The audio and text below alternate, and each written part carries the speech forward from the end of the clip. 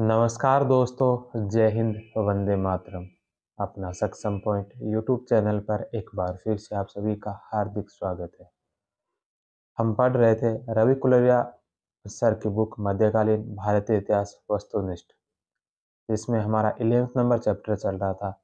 11th number chapter में अब तक हमने भक्ति परंपरा और सिख परंपरा सूफी परंपरा के बारे में पढ़ लिया। भक्ति परंपरा और सूफी परंपरा के बारे में हम पढ़ चुके हैं पहले की क्लास में। आज की क्लास में हम एक छोटा सा पार्ट बाकी रहा है सिख धर्म से संबंधित 35-40 क्वेश्चन है, जिनको हम आज की क्लास में करने वाले हैं। तो करते हैं शुरू आज की क्लास को। पहला प्रश्न है कि कौन से सिख गुरु पीरी तथा मीरी नामक दो तलवारें रखते थे। पीरी तथा मीरी नामक दो तलवारें कौन से सिख गुरु रखते थे? गुरु हरगोविंद। The number option. गुरु अर्जुन देव के पुत्र और उत्तराधिकारी गुरु हरगोविंद 1606 से 1644 ईस्वी ने सिखों में सैनिक प्रवृत्ति विकसित की और रामदासपुर अब अमृतसर में सशस्त्र प्रतिरोध के लिए अपनी स्वयं की एक सेना का गठन किया। दबिस्तान ए मजाहिब के अनुसार गुरु अपने राज्य में 700 घोड़े रखते थे और 300 घुड़सवार तथा 60 सशस्त्र सैनिक सदैव उनकी सेवा में सुरक्षा के लिए तत्पर रहते थे। अतः हरगोविंद ने सिख समुदाय को एक सिख वाहिनी के रूप में बदल दिया। गुरु ने घोषणा की थी कि न्याय के दिन मेरे शिष्यों से उनके कर्मों के बारे में पूछा नहीं जाएगा। अपनी स्वयं की पहचान के लिए गुरु दो तलवारें आध्यात्मिक और दूसरी सांसारिक अधिकार और प्रतीकों के रूप में ग्रहण करते थे, पीरी तथा मीरी, जो अब भक्ति और शक्ति का संयोजन समझी जाती है। नेक्स्ट क्वेश्चन है कि अकाल तख्त का निर्माण किसने करवाया? अकाल तख्त का निर्माण किसने करवाया? तो अकाल तख्त का निर्माण करवाया था गुरु हरगोविंद ने। गुरु हरगोविंद ने रामदासपुर अमृतसर में दो नए कार्य किए। हर मंदिर के सामने उन्होंने एक उच्च मंच का निर्माण करवाया, जिसे अकाल तख्त अमृत सिंहासन के रूप में जाना जाने लगा। इस सिंहासन पर बैठकर गुरु लौकिक कार्यों के लिए अदालत आयोजित करते थे। दूसरा कार्य यह था कि उन्होंने सुरक्षा की दृष्टि से लोहगढ़ में अमृतसर एक किले का निर्माण करवाया। नेक्स्ट क्वेश्चन है होला मोहल्ला की शुरुआत किसने की? होला मोहल्ला की शुरुआत किसने की थी? तो होला मोहल्ला की शुरुआत की थी गुरु गोविंद सिंह ने। गुरु गोविंद सिंह द्वारा शुरू किए गए होला मोहल्ला उत्सव को होली के अगले दिन मनाया जाता है। आनंदपुर आनंदपुर साहिब में इस अवसर पर प्रसिद्ध मेला लगता है। गुरु गोविंद सिंह ने 1699 में खालसा पंथ की स्थापना कर अपने अनुयायियों को पंचम पंचमकार, केस, कंघा, कच्छा, कड़ा और कृपाण धारण करने को कहा। पंच प्यारे के हाथों खांडे की पहाल ग्रहण करने के बाद अपने नाम के आगे सिंह लगाना शुरू किया। नेक्स्ट क्वेश्चन है कि अकबर ने चित्तौड़ अभियान के समय किस सिख गुरु का आशीर्वाद प्राप्त किया? अकबर ने चित्तौड़ अभियान के समय कौन से सिख गुरु का आशीर्वाद प्राप्त किया था? गुरु अमरदास का। नानक और अंगद के पश्चात तीन सिख गुरु हुए जो अकबर के समकालीन थे। अमरदास 1552 से 74, रामदास 1574 से 81 और अर्जुन देव 1581 से 1606। सभी ने अकबर से सौहार्दपूर्ण संबंध बनाए रखे। अकबर ने धार्मिक संगठन के लिए सिखों को अमृतसर में भूमि अनुदान के रूप में दिया। उसने विवाह विवाह उपहार के रूप में गुरु अमरदास की पुत्री बीबी भानी को कई गांवों का राजस्व भी प्रदान किया और 1567 ईस्वी में चित्तौड़ अभियान के समय उनका आशीर्वाद प्राप्त किया। अकबर ने सिख गुरुओं से मिलने के लिए गोविंदवाल का दो बार दौरा किया। पहली बार वे अमरदास से मिला, जिसके साथ उसने भोजन किया तथा उनके द्वारा दिया गया सम्मानजनक बागे स्वीकार किया।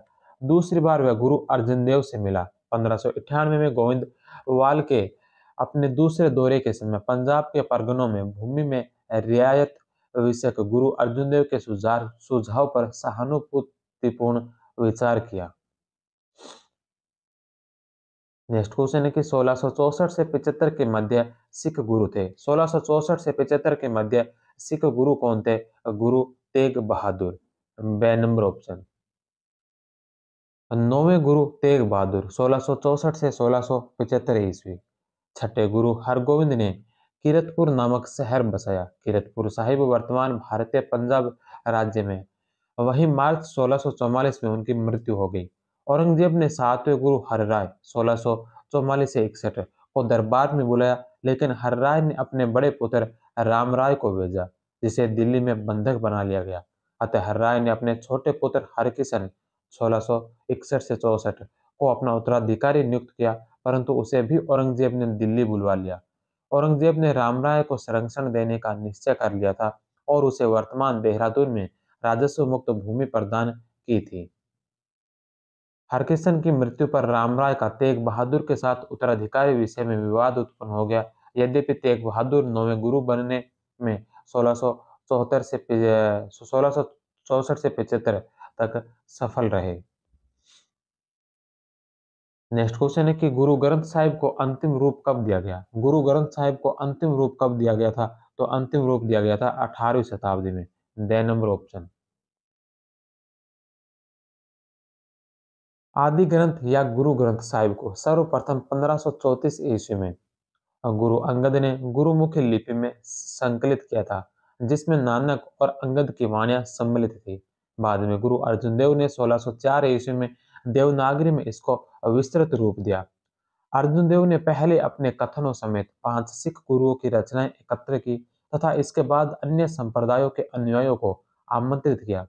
वे अपने उपदेशकों की वाणियों को भी पवित्र ग्रंथ में सम्मिलित करने के लिए प्रेषित करें, परंतु वास्तव में मात्र उन संतों, उनकी रचनाओं को ही सम्मिलित किया गया जो सिख गुरुओं की शिक्षाओं के अनुरूप थे। उदाहरण के लिए उदाहरण के लिए संत कहना, छज्जू, शाह हुसैन और पिल्लू के व्यक्तिगत अनुरोध भी इस आधार पर स्वीकार कर दिए गए कि उनके दृष्टिकोण सिख मत से मेल नहीं खाते हैं। गुरु ग्रंथ को अंतिम रूप 10वें गुरु हरगोविंद ने 1705 ईस्वी में दिया। इसमें उन्होंने अपने पिता तेग बहादुर की रचनाओं को भी सम्मिलित कर दिया। उन्होंने नांदेड़ में 7 अक्टूबर 1708 को घोषणा की कि अब से सदा के लिए ग्रंथ ही अंतिम धार्मिक अधिकारी होगा, अतः इसे आने वाले समय के लिए 11वें अवतरित गुरु के रूप में मान लिया गया। नेक्स्ट क्वेश्चन है कि गुरु अर्जुन देव ने प्रत्येक शहर में सिखों के लिए एक व्यक्ति नियुक्त किया। गुरु अर्जुन देव ने प्रत्येक शहर में सिखों के लिए एक व्यक्ति नियुक्त किया जो उनसे कर वसूलने व वार्षिक समारोह में व्यक्तिगत रूप से उसे गुरु को अर्पित करे। ये व्यक्ति कहलाते थे मसंद। मसंद कर भी इकट्ठा करते थे और इनकी सहायता से बड़ी संख्या में लोग गुरु के शिष्य भी बनते थे। मसंदों की सहायता से बनने वाले शिष्यों को मसंद का मेली कहा जाता था। नेक्स्ट क्वेश्चन है कि गुरु ग्रंथ साहिब में निम्नलिखित में से किस संत की रचनाएं सम्मिलित नहीं है? गुरु ग्रंथ साहिब में निम्नलिखित में से किस संत की रचनाएं सम्मिलित नहीं है? इसमें नामदेव की रचनाएं, कबीर की रचनाएं, रैदास की रचनाएं, इनकी रचनाएं गुरु ग्रंथ साहिब में संकलित है। शाह हुसैन की रचनाएं इसमें सम्मिलित नहीं है। गुरु अर्जुन देव द्वारा 1604 ईस्वी में संकलित गुरु ग्रंथ साहिब का मूल संग्रह करतारपुर में सुरक्षित है, जिसमें 5 सिख और 16 गैर सिख गुरुओं की वाणियां हैं। प्रथम 5 सिख गुरुओं और 9वें गुरु की वाणियां जैसे नानक की जो 1469 से 1539 ईस्वी तक हुए थे, अंगद 1504 से 22, अमरदास 1479 से 1574, रामदास 1534 से 81, अर्जुन देव 1563 से 1606, तेग बहादुर 1621 से 1675। विभिन्न मतों के प्रारंभिक 16 भक्तों एवं संतों की रचनाएं जैसे सहदेव 1119 से 70, नामदेव 1269 से 1344 ईस्वी, त्रिलोचन 1267 से 1355 ईस्वी, परमानंद 15वीं सदी के, सधना 14वीं सदी के, बेनी 14वीं सदी के, रामानंद 1400 से 1470, धन्ना 1415 से 1513, पीपा 1408 से 67, सेन 14 1390 से 1440, कबीर 1440 से 1518, रैदास जिनकी मृत्यु 1514 ईस्वी में हुई थी। इनके अलावा मीराबाई 1498 से 1546, शेख फरीद या बाबा फरीद 1173 से 1265, बीकन 1480 से 1573 और सूरदास 1528 से 1585। भट्टो की कविताएं जैसे मथुरा, चैलप, नल, कीरत दास, कयंद, सदरंग और भीखा भी इसमें सम्मिलित हैं। सुंदर के रामकली सद, मर्दाना के भजन और सत्ता तथा बलबंदा का एक लंबा युद्ध गान है। इस रचना में कुल 3384 भजन है, जिनमें से 974 प्रथम गुरु, 62 द्वितीय गुरु, 907 तृतीय गुरु, 679 चतुर्थ गुरु, 2218 पंचम गुरु और 115 नवम गुरु द्वारा रचित है। शेष में सबसे अधिक संख्या में कबीर के नाम की रचनाएं हैं। कबीर एक बुनकर, सधना एक कसाई, नामदेव एक रंगरेज कपड़े की छपाई करने वाला, धन्ना एक खेतीहर जाट, पीपा का संबंध राजघराने से था, सेन एक नाई, रविदास मोची, शेख फरीद एक मुस्लिम सूफी और भिकन एक मुस्लिम विद्वान थे। नेक्स्ट क्वेश्चन है कि गुरु नानक का शिष्य मर्दाना कौन सा वाद्य यंत्र बजाता था? गुरु नानक का शिष्य मर्दाना कौन सा वाद्य यंत्र बजाता था? रबाब। 6 नंबर ऑप्शन। नेक्स्ट क्वेश्चन है श्री दशम ग्रंथ। श्री दशम ग्रंथ की रचना किसने की? श्री दशम ग्रंथ की रचना किसने की थी? गुरु गोविंद सिंह के द्वारा। 6 नंबर ऑप्शन। सिखों की एक अन्य महत्वपूर्ण रचना है गुरु गोविंद सिंह 1675 से 1708 द्वारा लिखित श्री दशम गुरु ग्रंथ साहब जी। यह 1427 पृष्ठों का एक वृहत ग्रंथ है। इसकी विषय वस्तु 12 भागों में विभाजित की जा सकती है। जप, परमेश्वर की स्तुति में, अकाल उस्तत, अमृतों की प्रशंसा में, विचित्र नाटक या विचित्र नाटक, वार श्री भक्तों जी की एक युद्ध गीत है, ज्ञान प्रबोध ज्ञानदाता अवतार, इसमें हिंदू धर्म और पौराणिक कथाओं का आलोचनात्मक विवरण है। राग रामकली में शब्द, भजन, सवैयों में पद, सिखों के विषय में पद, शस्त्र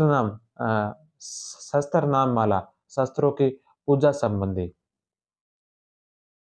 पाख्यान चरित्र, महिलाओं के बुरे आचरण पर आधारित व्याख्यान और जफरनामा, औरंगजेब को संबोधित पारसी भाषा में एक विजय पत्र। पत्र में गुरु ने सिखों की धार्मिक स्थिति को स्पष्ट करते हुए लिखा है कि वे हिंदू राजा, वे मूर्तियों को पूजते हैं और मैं एक मूर्ति भंजक हूँ। नेक्स्ट क्वेश्चन है कि निम्नलिखित में से कौन से सिख गुरु अकबर के समकालीन नहीं थे? कौन से सिख गुरु अकबर के समकालीन नहीं थे? तो गुरु अमरदास, गुरु रामदास और गुरु अर्जुन देव, ये तीनों अकबर के समकालीन थे। गुरु हरराय अकबर के समकालीन नहीं थे। नेक्स्ट क्वेश्चन है कि आधुनिक युग का एक चाकू और राजा कसाई है। आधुनिक युग का एक चाकू और राजा कसाई है, यह कथन कौन से सिख गुरु का है? तो यह कथन दिया था गुरु नानक ने। कबीर की भांति नानक ने भी मुस्लिम शासकों और उनके अधिकारियों से उत्पीड़न की निंदा की थी तथा उन्हें कसाई कहा था। उन्होंने कहा कि आधुनिक युग एक चाकू है और राजा एक कसाई। न्याय की भावना में पंख लगा लिए हैं। फिर कहते हैं कि राजा शेर की भांति रैयत प्रजा पर टूटते हैं और उनके मुकदम कुत्तों की भांति व्यवहार करते हैं। शाही बिचौलिए शक्ति का प्रयोग कर घाव लगाते हैं और कुत्ते हृदय को चीर कर रक्त चाटते हैं। नेक्स्ट क्वेश्चन है कि निम्नलिखित सिख गुरुओं और उनकी उपजातियों को सम्मिलित कीजिए। सिख गुरु और उनकी उपजातियां। गुरु नानक की उपजाति थी बेदी, गुरु अंगद की त्रेहन, गुरु रामदास की सोढ़ी और गुरु अमरदास के जो भल्ला। तो चारों इसमें सम्मिलित है। ए में ए, एक में ए, दो में बी, तीन में सी और चार में डी। ए नंबर ऑप्शन। नेक्स्ट क्वेश्चन है कि निम्नलिखित में से कौन से कथन सही है? सही कथन कौन कौन से हैं? पहला कि गुरु नानक विशेषतः पंजाब में अफगान शासकों द्वारा बनाई गई राजनीतिक प्रशासनिक व्यवस्था से पूर्ण रूप से परिचित थे। गुरु नानक विशेष विशेषतः पंजाब में अफगान शासकों द्वारा बनाई गई राजनीतिक प्रशासनिक व्यवस्था से पूर्ण रूप से परिचित थे, तो ये सही है। गुरु नानक की दृष्टि में बाबर की आक्रमणकारी सेना गुरु नानक की दृष्टि में बाबर की आक्रमणकारी सेना पापियों का समागम था। बाबर की आक्रमणकारी सेना जो पापियों का समागम था। गुरु नानक की यह दृढ़ धारणा थी कि ईश्वर की कोई जाति नहीं होती, ईश्वर की कोई जाति नहीं होती। गुरु नानक मूर्ति कला के कर्मकांड कार्यों को समय की बर्बादी मानते थे, तो चारों ही ऑप्शन इसके राइट है। नेक्स्ट क्वेश्चन है कि निम्नलिखित में से किस सिख गुरु ने कश्मीर व दक्षिणी भारत की यात्रा की? निम्नलिखित में से कौन से सिख गुरु ने कश्मीर व दक्षिणी भारत की यात्रा की थी? तो यह की थी गुरु गोविंद सिंह ने। The number option. Next question है कि गुरु नानक द्वारा उपासना और धार्मिक कार्यों के लिए जो नियुक्त की उसे क्या कहा गया? गुरु नानक के द्वारा धार्मिक कार्यों के लिए जो जगह नियुक्त की उसे क्या कहा गया? धर्मशाल। बे नंबर ऑप्शन। धर्मशाल को ही बाद में गुरुद्वारा कहा जाने लगा।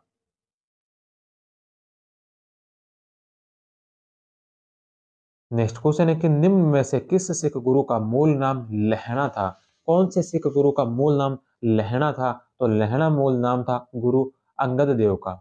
गुरु अंगद का मूल नाम लहणा था। यह गुरु नानक के ही एक अंग माने गए, इसलिए गुरु अंगद कहलाए।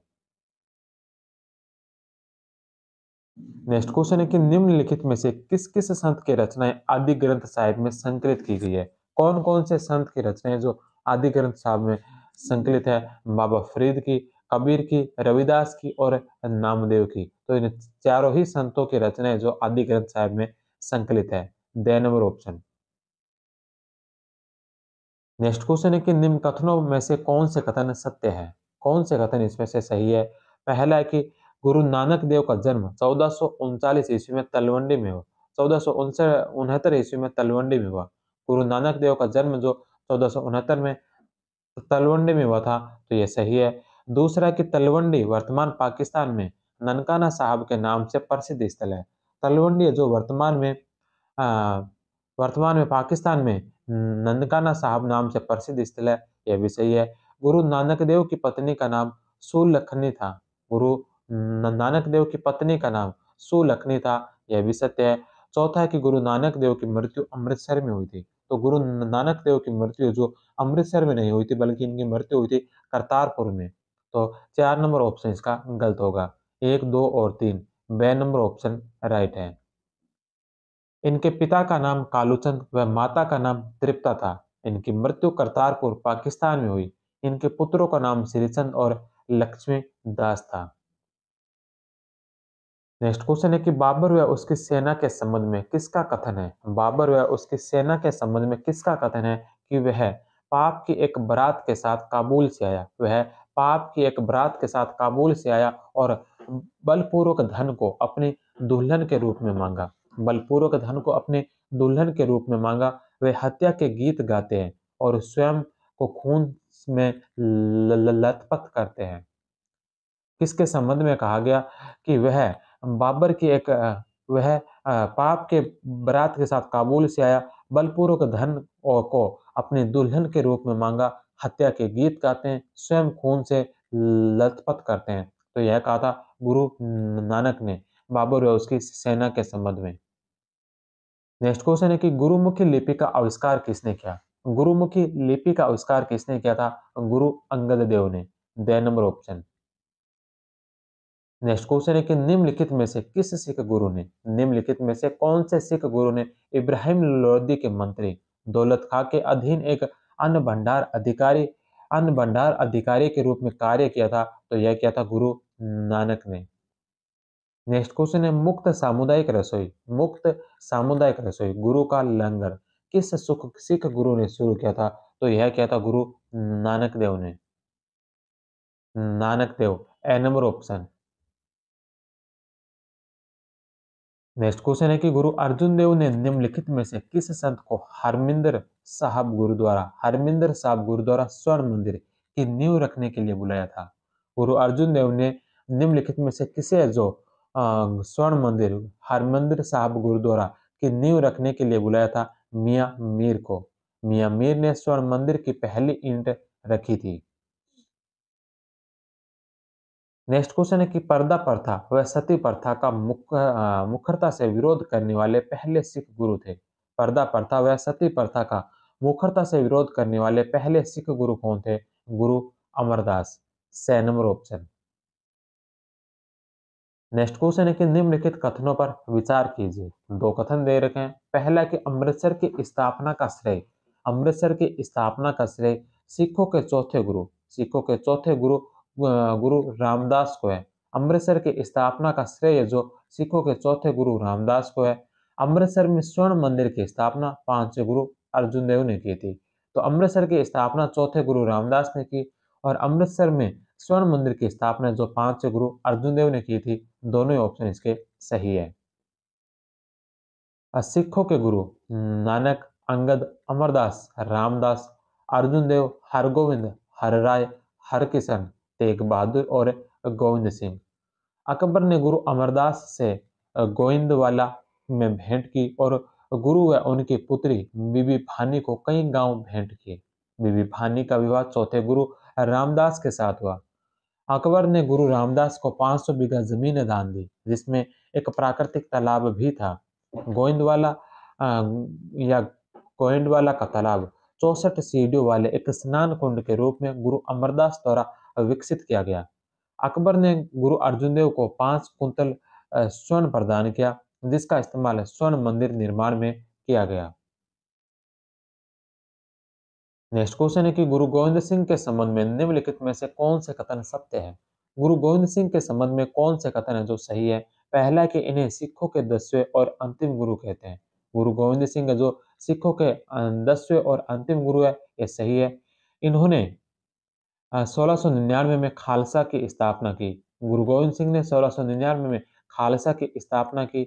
इन्होंने सिखों के शराब और तंबाकू पीने पर लगे प्रतिबंध को हटा दिया था।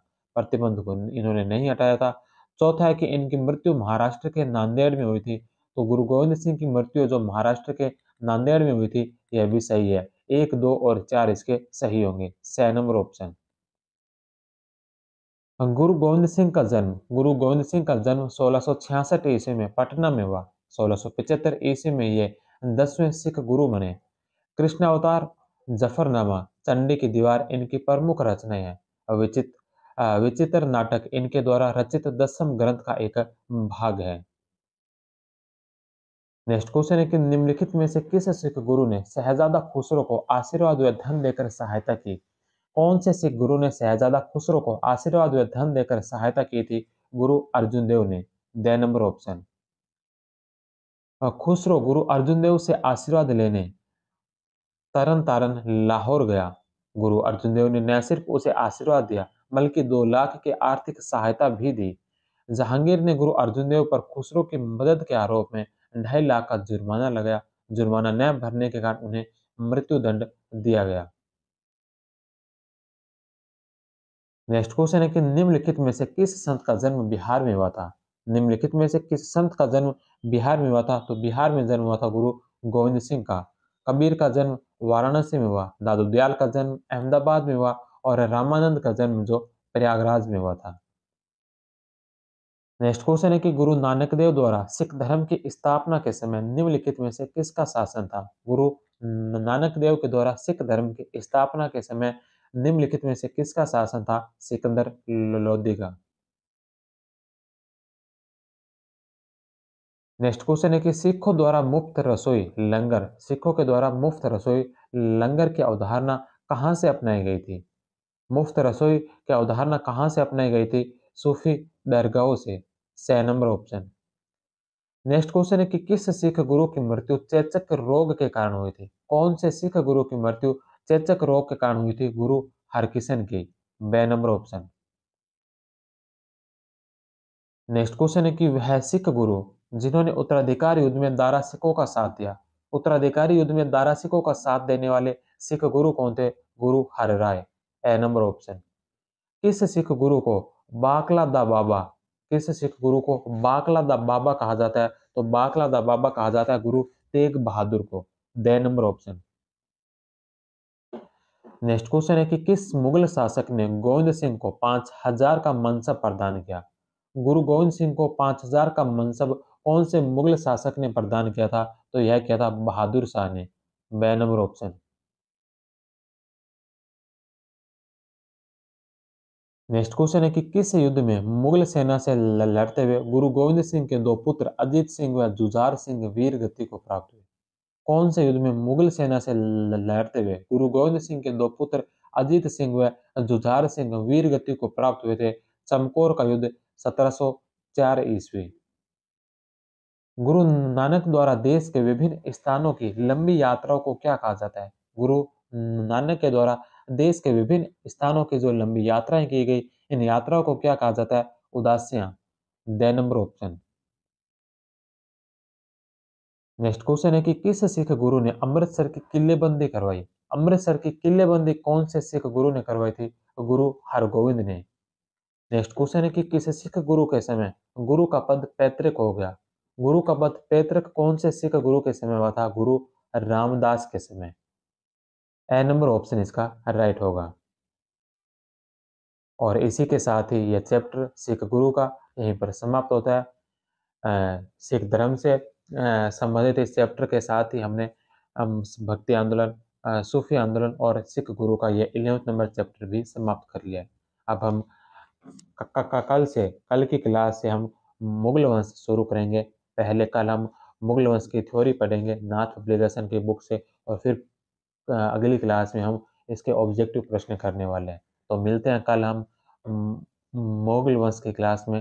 तब तक आप सभी का बहुत बहुत धन्यवाद। जय हिंद, वंदे मातरम।